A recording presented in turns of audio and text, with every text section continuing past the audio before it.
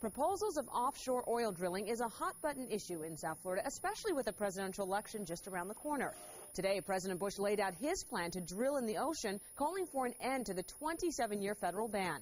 DeMarco Morgan is live in Hallandale Beach to break down the controversy. DeMarco? That's right, Julie. A big story today. President Bush is calling on Congress to lift the federal ban because he says the high price of gas and oil warrants a major change, a change that could be a dramatic one for the state of Florida.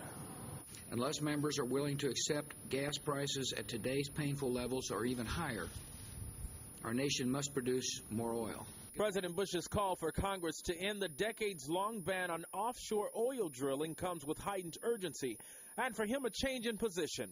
The call for action comes amid soaring gas prices. But what does it all mean for the Sunshine State? It's a threat to our beaches, but the biggest threat is really to civilization from global warming.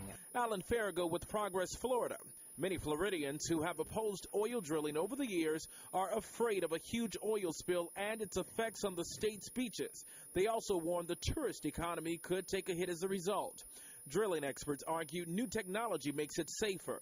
It's not your grandfather's oil company anymore. Governor Crist, who recently changed his position on offshore drilling, says Floridians shouldn't be afraid. What we ought to be willing to do is study it. Analysts see the governor's change of mind as a way of going after a spot on Senator John McCain's presidential ticket. McCain at one point also opposed further offshore drilling.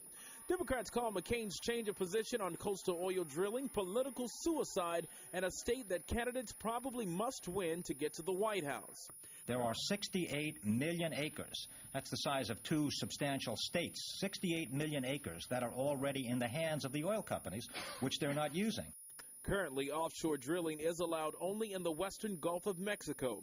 If the ban were lifted, drilling could spread across the Gulf and along the U.S. Atlantic and Pacific coastlines.